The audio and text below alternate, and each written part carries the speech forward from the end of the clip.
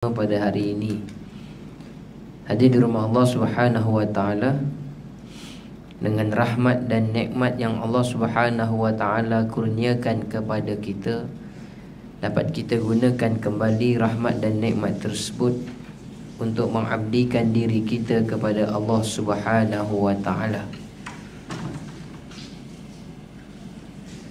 Disusuli dengan kecintaan pada baginda Nabi Muhammad sallallahu alaihi wasallam,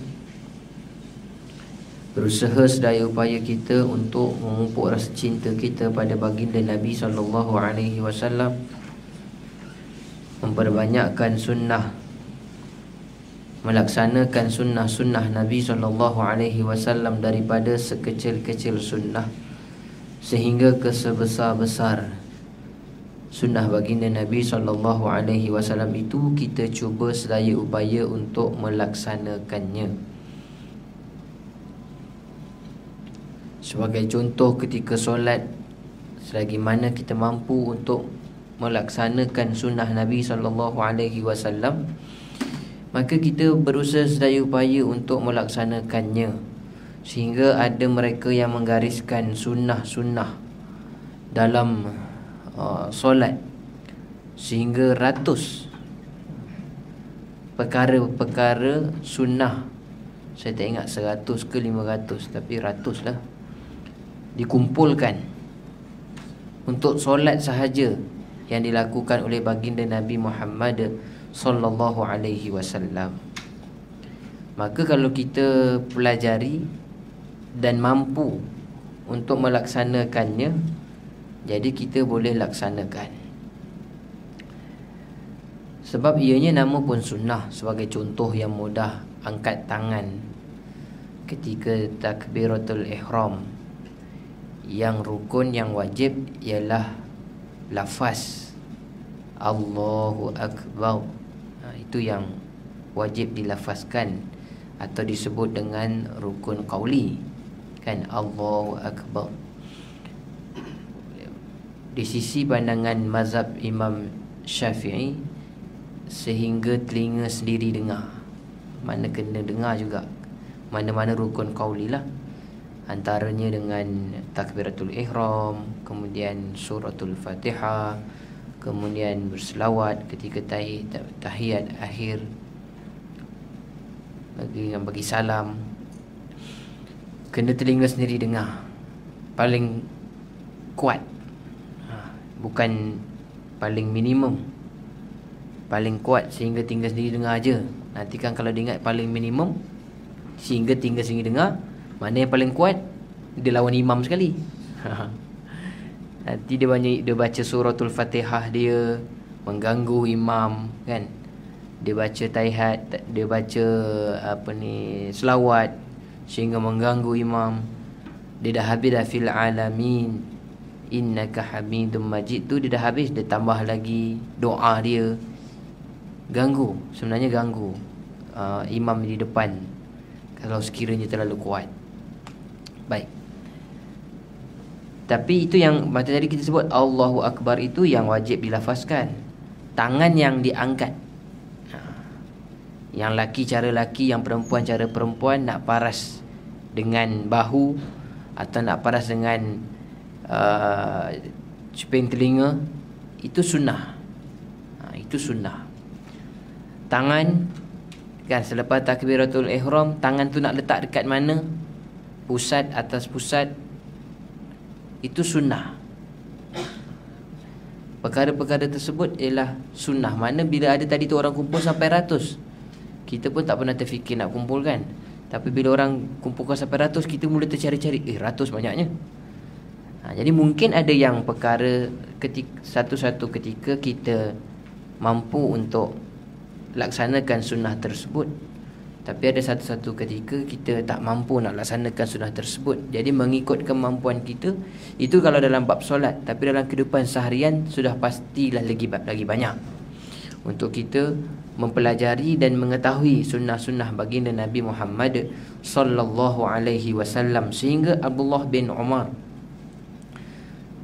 satu ketika dia memberhentikan untanya di satu kawasan. Tidak ada apa-apa tujuan. bukan sebab nak rehat, nak solat, nak makan, unta nak minum air ke, nak unta tu nak berehat ke, bukan. Lepas tu dia berhenti seketika, kemudian dia teruskan kembali perjalanan. Maka sahabat yang lain melihat tindakan tersebut lalu bertanya, apa jawab Abdullah bin Umar? Jawab Abdullah bin Umar, aku berhenti ni dekat tempat ni, bukan kat semua tempat, tempat tu je. Sebab aku pernah lihat Nabi Muhammad sallallahu alaihi wasallam berhenti. Lalu nak mencontohi sebab Nabi pernah berhenti, dia pun berhenti juga. Mungkin tujuan asal Nabi berhenti tu nak berehat ke, nak bagi makan ke, wallahu a'lam. Tapi Nabi berhenti tu adalah tujuan dia. Tapi sahabat ni bila melihat sesuatu yang dilakukan oleh Nabi SAW, walaupun dia dah tak ada tujuan dah ketika itu, tapi dia pernah tengok Nabi SAW pernah buat, maka dia pun berusaha juga untuk buat. Walaupun tak ada hajat yang lain dia nak berhenti sebab apa, hanya semata-mata nak mengikuti apa yang telah dilakukan oleh baginda Nabi Muhammad sallallahu alaihi wasallam. Jadi bagi mereka yang berkesempatan berada di tanah suci Mekah ke Madinah ke, sepatutnya bila mengetahui banyak tempat-tempat yang Nabi sallallahu alaihi wasallam pernah sampai, bukan hanya di masjid, kan? Bukan kita nak menafikan dan nak mengiyakan setengah pihak yang pergi memang beribadat dekat masjid, balik hotel, beri masjid, balik hotel, tak pergi tempat lain. Atau kita nak menafikan setengah pihak pula yang ziarah, duduk kat masjid masa waktu solat fardu, lepas solat fardu pergi makan kat hotel, lepas makan kat hotel pergi ziarah. Tak, selagi boleh dua-dua tu kita nak.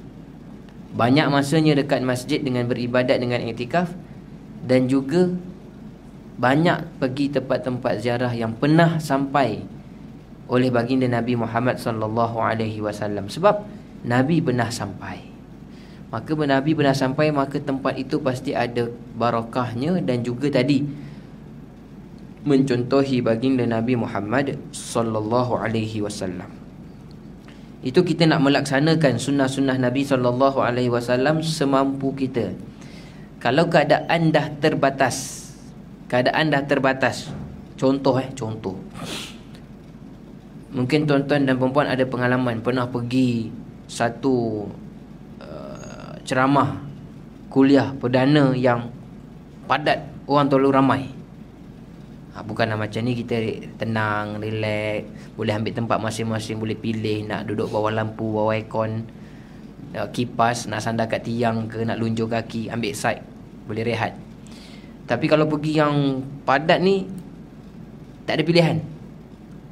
Sebab kita pun nak paling, jelas kalau dah datang yang tempat ceramah yang padat, sudah pastilah orang yang memberi ceramah tersebut yang tersohor, alim ulama, kan?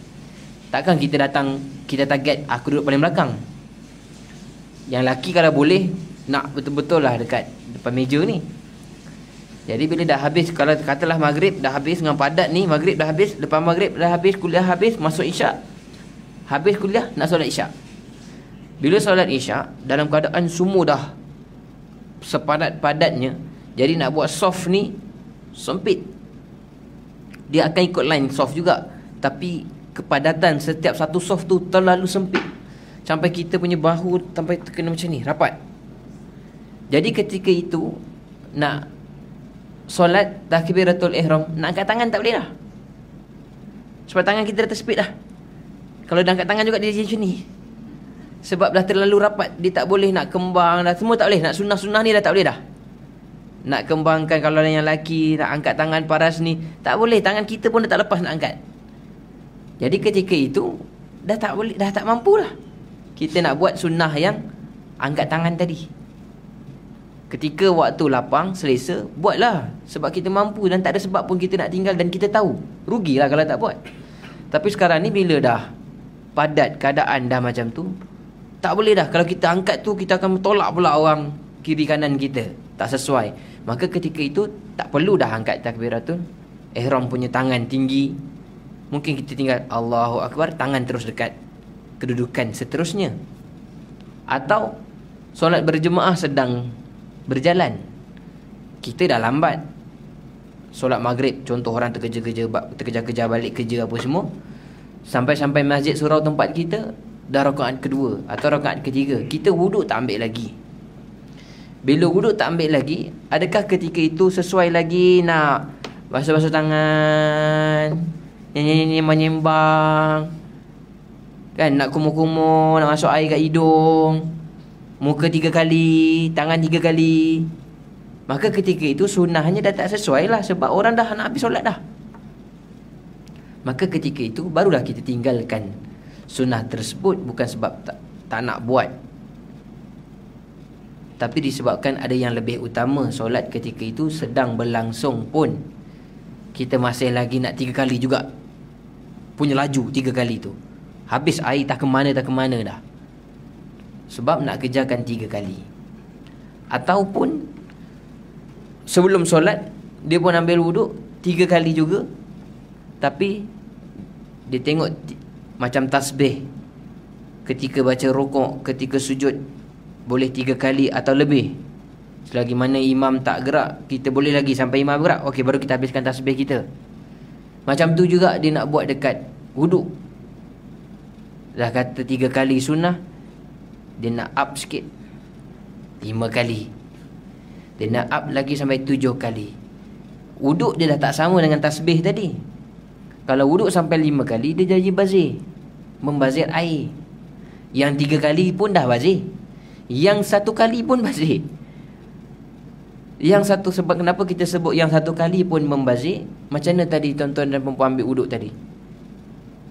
Ketika basuh kali yang pertama muka, kita penuhkan tangan, kemudian kita basuh. Ketika basuh, air yang sedang buka tu pergi mana? Longkang dah lah, bazir lah kan. Bazir.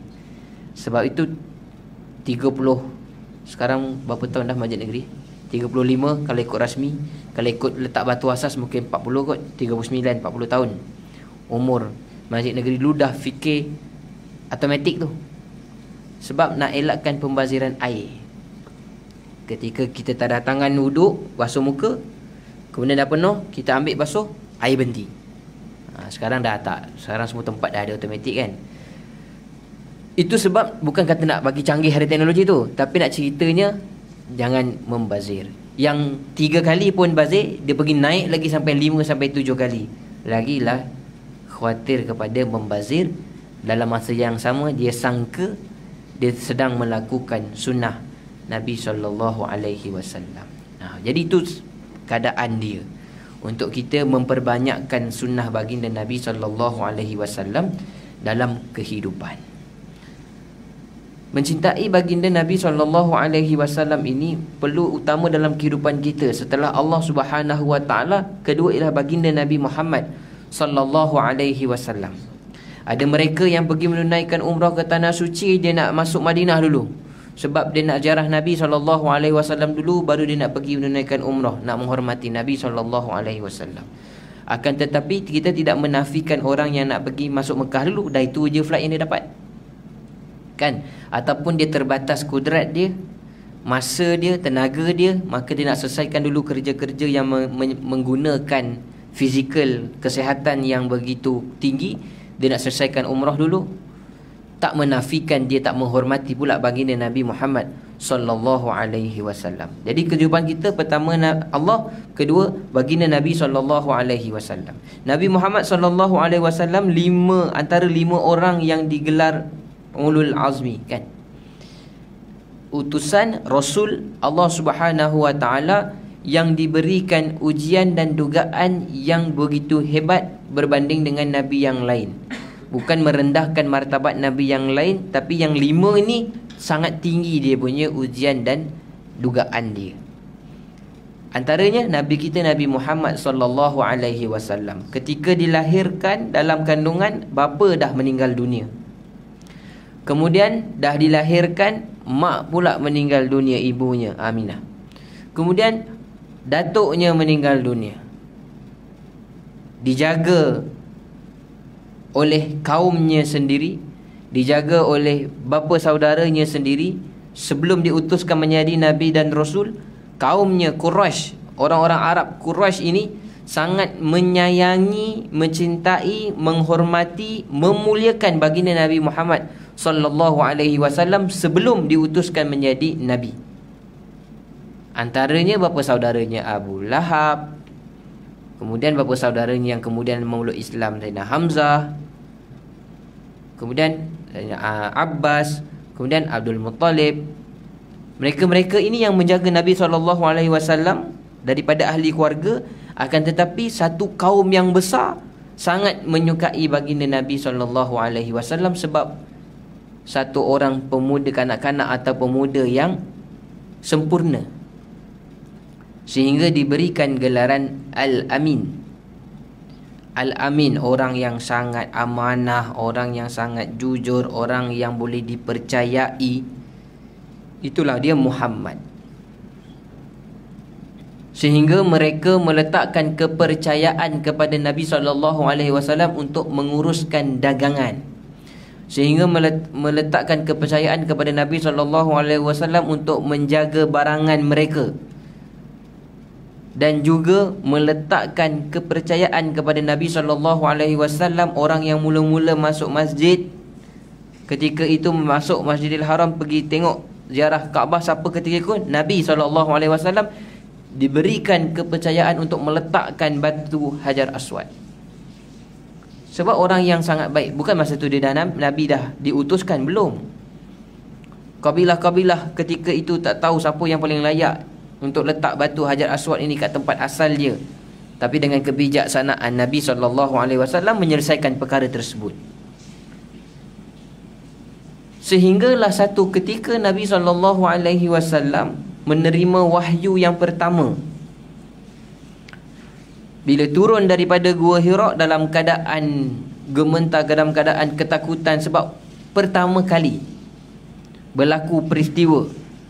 Sebab ketika wahyu itu turun, sangat berat dia punya kesannya kepada diri Nabi SAW, sehingga sahabat ada melihat kadang-kadang berpeluh Nabi SAW ketika wahyu itu diturunkan. Lalu ini first time lagilah, kan? Bila diberitahu kepada isterinya Sayyidatina Khadijah binti Khuwailid, Sayyidatina Khadijah bawa pergi jumpa kepada Waraqah bin Naufal.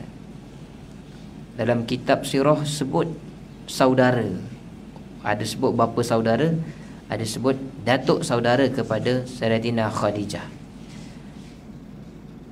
Waraqah bin Naufal ini dulunya ketika dia muda, ada 4 orang yang berbincang dan bersetuju orang-orang Quraisy ketika ini sangat jauh terpesong daripada ajaran yang sebenar.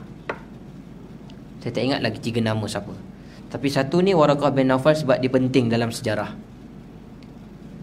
Jadi 4 orang ini bersetuju yang Quraisy dah terpesong jauh, terutama daripada agama Nabi Ibrahim AS, daripada Nabi Adam AS sehingga ke Nabi Isa AS. Mereka yang terpesong ni, tapi semua mengiktiraf semua ialah Nabi.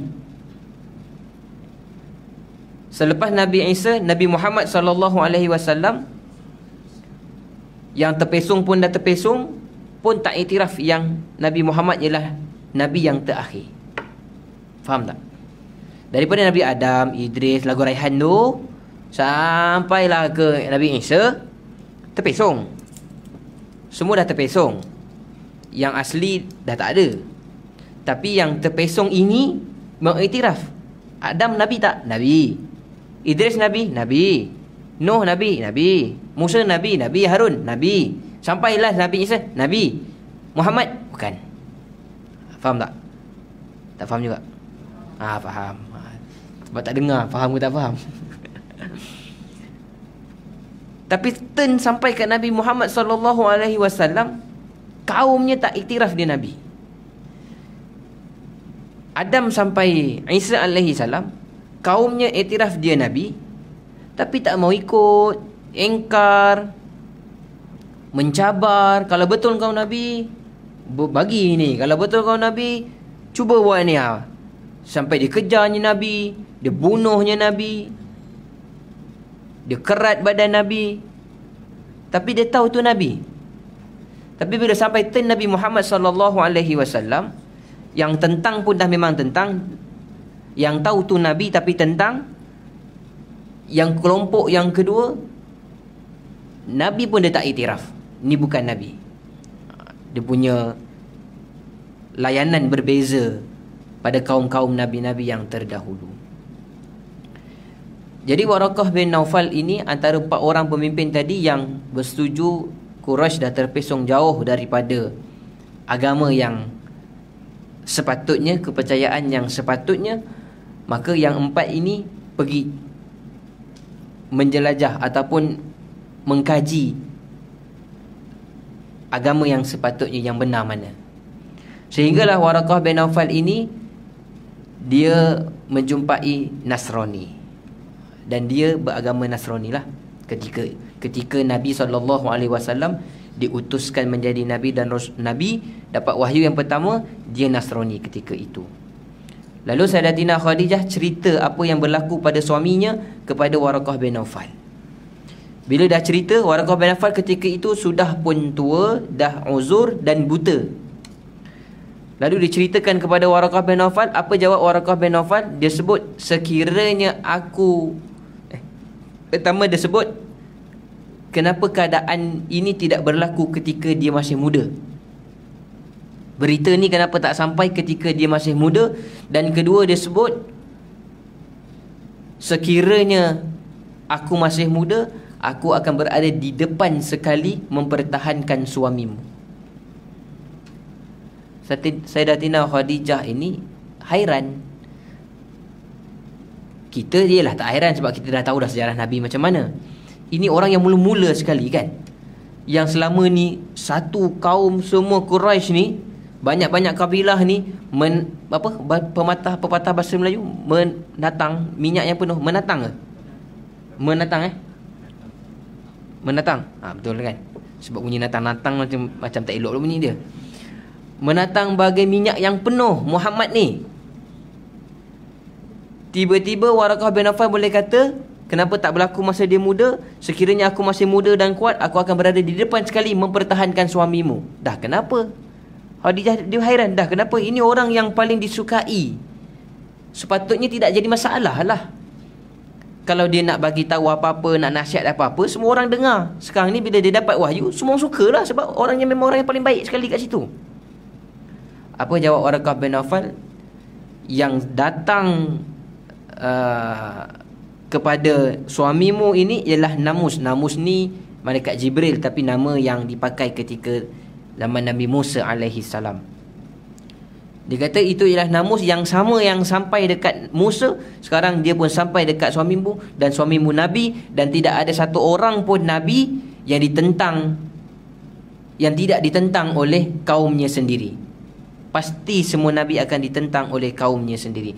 Termasuklah suami Muhammad ni pasti akan ditentang oleh suamimu sendiri. Tapi sekarang dia tak boleh buat apa, dia dah tua dan buta.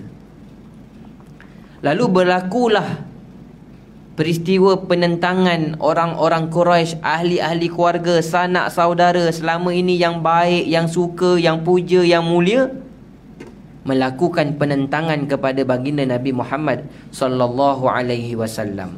Boleh bayang tak?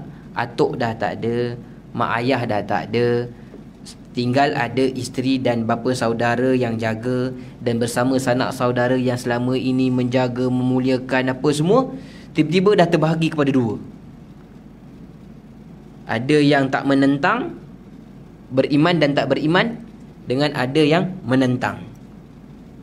Hati seronok?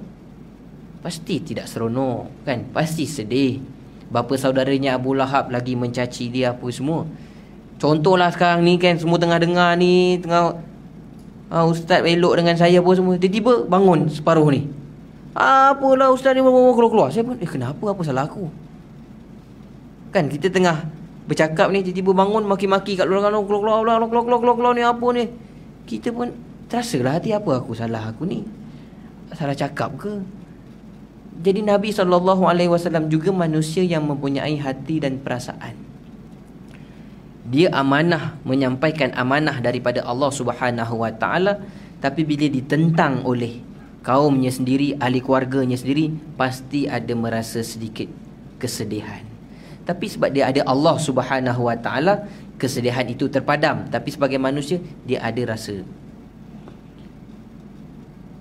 Setelah berdakwah, ditolak, ditentang, dihina, dicaci di pulau berapa lama?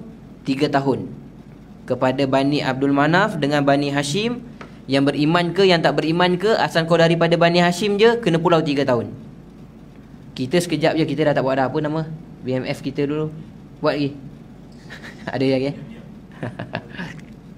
Kan? Tapi kita BMF mengutamakan produk Bumi Putra Islam.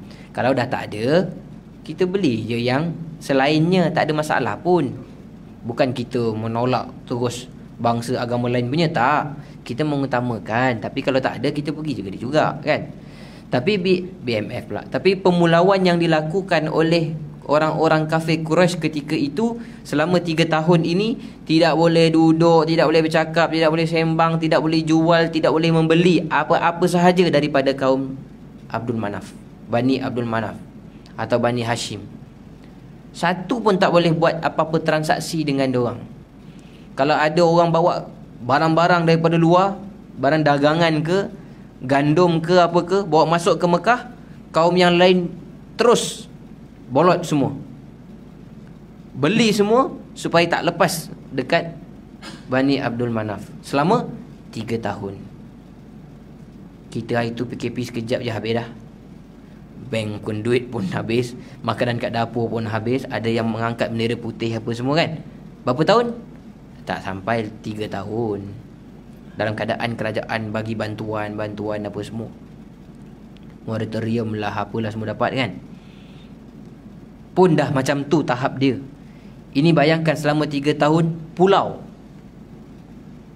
Cakap pun tak boleh, duduk sebelah pun tak boleh, sembang bermualat tak boleh. Barang sampai nak beli tak boleh, semua dibolot. Satu, ni sekarang ni aku ada barangan ni, nah lah beli, pun tak nak beli. Nak jual pun tak boleh. Pulau, memang pulau 100%. 3 tahun terseksa. Bila setelah Nabi SAW dah selesai berjumpa dengan Warqah bin Naufal, kemudian diperintahkan pula Nabi SAW untuk sampaikan dakwah kepada keluarganya yang terdekat. Nabi SAW memanggil semua kaum-kaum kerabatnya yang terdekat. Abu Lahab ada situ dan sebagainya, untuk pemakluman kali pertama dekat Bukit Sofa.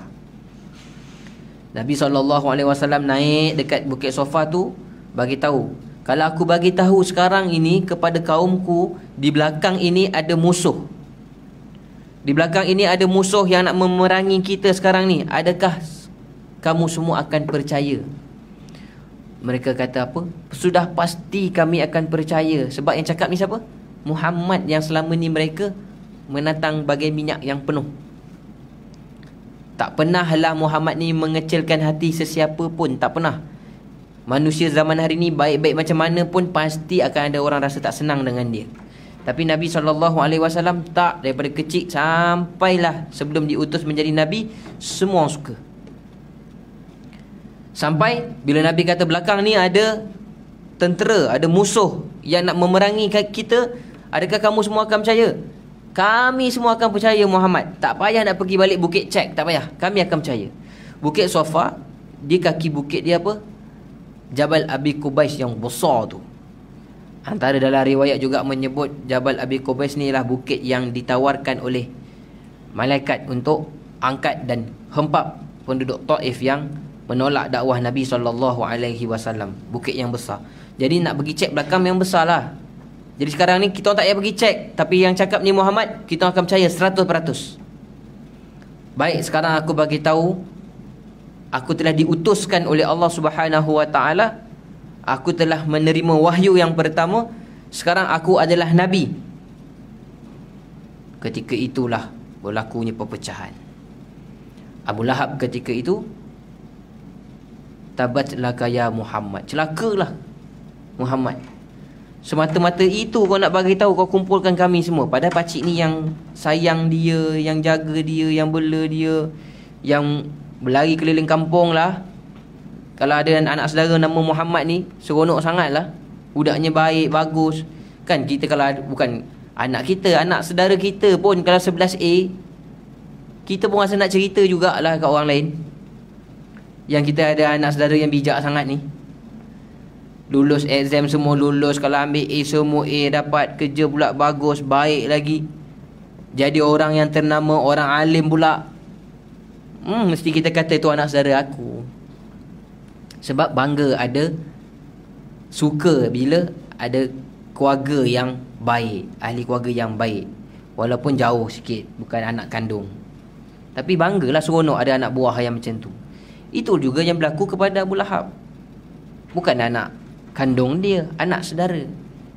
Kan, anak saudara. Tapi bila dah disampaikan amanah yang pertama kepada keluarga saudara maranya yang terdekat, berlakulah penentangan. Habis kaum-kaumnya menentang. Bapa dah meninggal, mak dah meninggal, datuk dah meninggal, kaumnya tinggalkan dia. Hanya sebahagian saja yang memeluk agama Islam. Kemudian adalah kaum-kaum yang lain-lain sikit. Kemudian meninggal pula bapa saudaranya Abu Talib, dan juga meninggal lagi isterinya Sayyidatina Khadijah. Habis.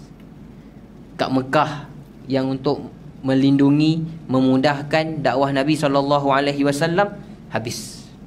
Tadi ayah dah tak ada, mak dah tak ada, atuk saudara dah tak ada, datuknya dah tak ada. Kemudian kaumnya sendiri menentang, bapa saudaranya dah tak ada, isterinya dah tak ada. Lagi kuat penentangan yang diberikan oleh kaumnya sendiri. Dia bukan pergi luar negara, pergi dakwah. Belum, Nabi belum pergi. Baru dakwah dekat kampung sendiri.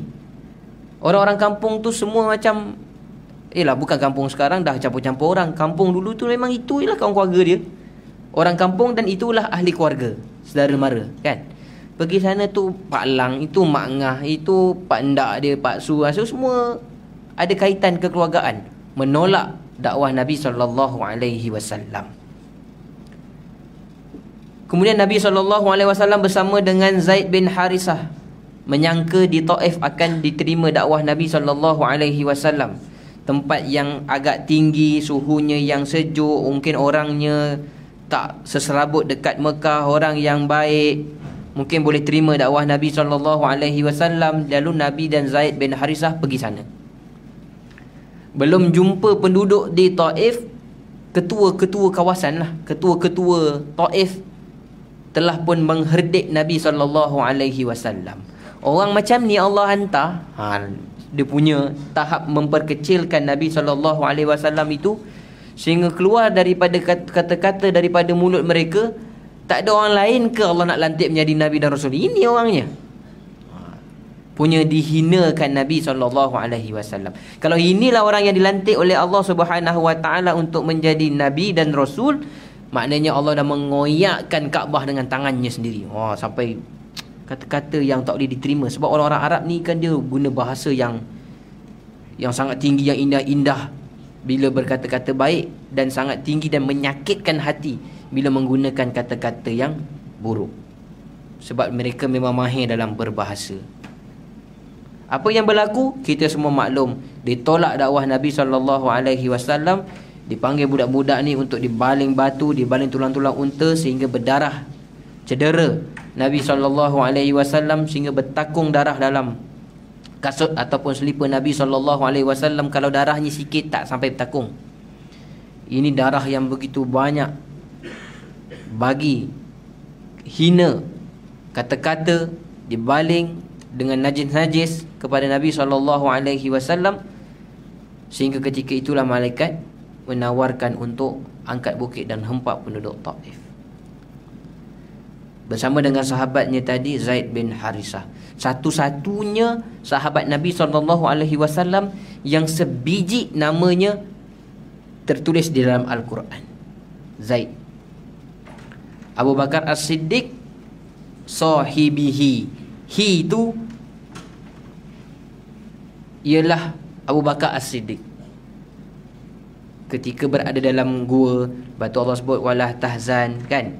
Innallaha ma'ana. Itu peristiwa di dalam gua. Jangan sedih, Allah bersama dengan kamu, bersama dengan dua orang ni dalam gua, bersama dengan sahabatnya, sahibihi. Allah bagi kata ganti nama hi kepada Abu Bakar As-Siddiq yang bersama dengan baginda Nabi SAW.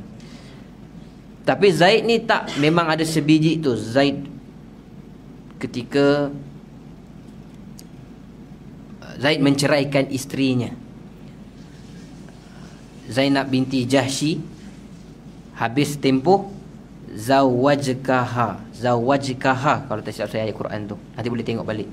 Allah menikahkan Nabi SAW dengan Zainab selepas habis tempoh iddah. Tapi nama Zaid ditulis sebiji. Kalau kita punya nama, saya punya nama ada Luqman. Tapi bukan nama saya, tu orang lain. Ini Zaid memang nama dia. Boleh rasa tak macam mana kalau nama kita memang ada sebiji, Allah sebut dalam Quran. Oi, hebat. Ada juga yang Allah sebut lagi dalam Quran, Abu Lahab pun ada juga. Tapi itu dalam kehinaan. Ini kemuliaan Zaid yang menemani Nabi SAW ketika peristiwa Taif. Apa jawab Nabi SAW ketika malaikat itu menawarkan? Nabi SAW menolak untuk dilemparkan Taif punya bukit ni, bukit-bukit ini untuk menghempap kepada penduduk-penduduk Taif. Dan Nabi berdoa kepada Allah Subhanahu wa taala, aku lemah. Aku lemah di mata manusia, dihinakan. Kemana nak diletak urusan dakwah? Sebab kat Mekah dah kena tolak, kena tentang, keluarga sendiri ditentang. Di Taif pun macam ni. Tapi Nabi sebut akhir tu, saya suka yang akhir tu. Apa pun yang berlaku, dihina ke, dicederakan ke, ditolak oleh keluarga ke, semua Nabi SAW tidak ada masalah selagi Allah Subhanahu wa taala meredai Nabi Muhammad SAW. Kemudian Allah hadiahkan peristiwa Isra dan Mi'raj, bawa Nabi SAW.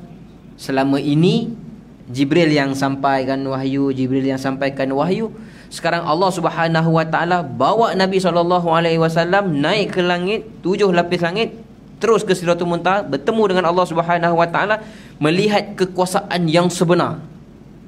Selama ni dengan Jibril je. Kali ni melihat kekuasaan yang sebenar. Sekarang penduduk Taif, Mekah yang menolak dakwah Nabi SAW, Nabi tengok, alah kecil. Kecil sangat nak banding dengan ketika peristiwa Isra dan Mi'raj, Nabi SAW melihat kuasa Allah Subhanahu wa taala yang begitu besar. Ini baru Mekah, baru Madinah, nanti baru di Taif, nanti baru di Madinah. Belum lagi nak besar lagi Rom, Parsi, nak besar lagi bukan? Belum lagi. Kalau ini pun tak boleh tahan, macam mana nak sebarkan seluruh alam? Sebab Nabi ni ke seluruh alam. Jadi ketika itu Allah tunjukkan kekuasaan Allah Subhanahu wa taala, maka ketika itu penentangan yang diberikan oleh orang-orang kafir Quraisy hanya kecil sahaja ujian dan dugaannya buat baginda Nabi SAW. Kita dah biasa migraine, tiba-tiba perut masuk angin sebab tak makan, alah pening sikit je. Sebab migraine dah terlalu kuat. Tapi kalau takat-takat kena tahan sekejap, tak makan tengah hari, masuk angin, kepala pening, apalah sangat kalau nak bandingkan dengan migraine. Contoh. Jadi ujian yang besar kita dah rasa, bila sampai ujian yang kecil-kecil ini, kita boleh sabar dan redha dengan begitu mudah, sebab dah merasai yang lebih susah. Yang kedua, Allah Subhanahu wa taala nak bagi tahu kepada Nabi dan juga nak sampaikan juga kepada kita, begitulah keadaannya kalau manusia bergantung kepada manusia. Allah Subhanahu wa taala nak mengajar Nabi SAW dan kita mengambil pengajaran supaya bergantung hanya kepada Allah Subhanahu wa taala. Nak gantung kepada mak, nak gantung kepada ayah, ayah pasti akan pergi. Bergantung pada mak, mak pun meninggal. Bergantung pada datuk, datuk pun meninggal. Bergantung pada kaum keluarga, anak beranak, sanak saudara pun boleh menolak dakwah kita, pun akan hilang. Bergantung pada bapa saudara, meninggal. Bergantung kepada isteri, meninggal. Sekarang ada siapa? Ada Allah Subhanahu wa taala sahaja. Kan ada ayat tu kan, tengok bunga-bunga akan layu. Bergantung pada manusia, manusia akan mati. Tapi bergantung kepada Allah Subhanahu wa taala, Allah yang kekal selama-lamanya. Wallahu a'lam. Itulah sedikit perkongsian untuk kita pada tengah hari ini. Mudah-mudahan tak dapat banyak sedikit memberikan manfaat serta pengajaran kepada kita semua. Aqulu qauli hadza wa astaghfirullahal azim li wa lakum. Tangguh dengan tasbih kafarah dan suratul asr.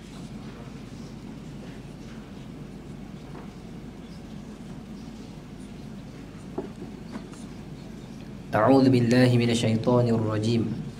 Bismillahirrahmanirrahim. Alhamdulillahi rabbil alamin. Wassalatu wassalamu ala asyrafil anbiya'i wal mursalin wa ala alihi wa sahbihi ajma'in.